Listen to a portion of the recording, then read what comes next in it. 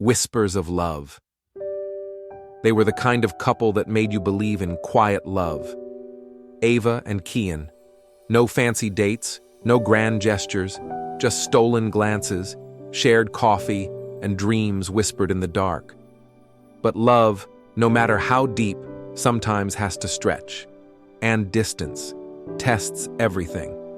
When Kian received an urgent call to travel to another city for his mission, Ava smiled through her worry. He kissed her forehead and promised.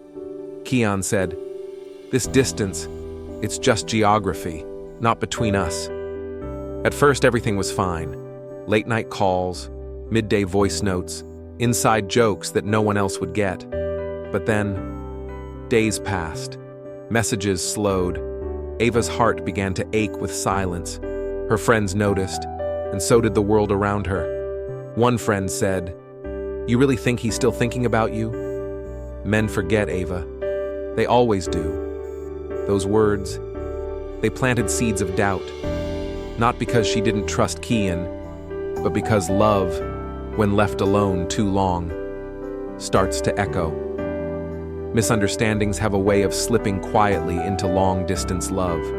When we stop sharing what we feel, we start imagining the worst. And the mind, left in silence, builds stories that the heart never meant to write. She cried some nights. Other nights she told herself she was fine, but the silence grew heavier.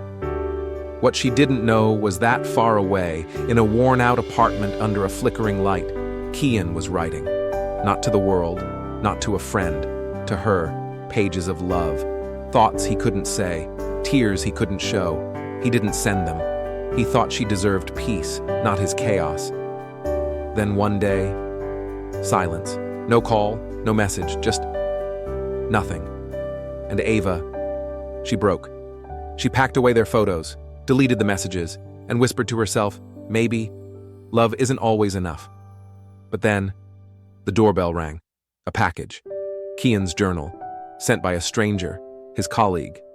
Because Kian had collapsed. Weeks of exhaustion, stress, a silent breakdown. As Ava opened the pages, her hands trembled. Each word was a lifeline. Each letter, a heartbeat. He never forgot her, not even for a second. Instead of rushing to him, Ava sat down and wrote.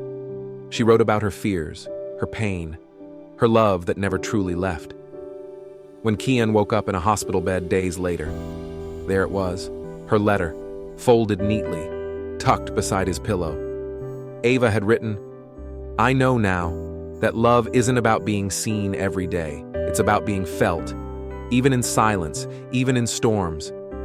But we must speak. We must share, because silence feeds fear and communication, brings clarity." They didn't just reunite. They grew, they healed, and they built something greater than their pain. Together, they started a foundation for couples like them, for love that stretches across cities but never breaks. In a world full of noise, true love whispers, and the heart always hears it.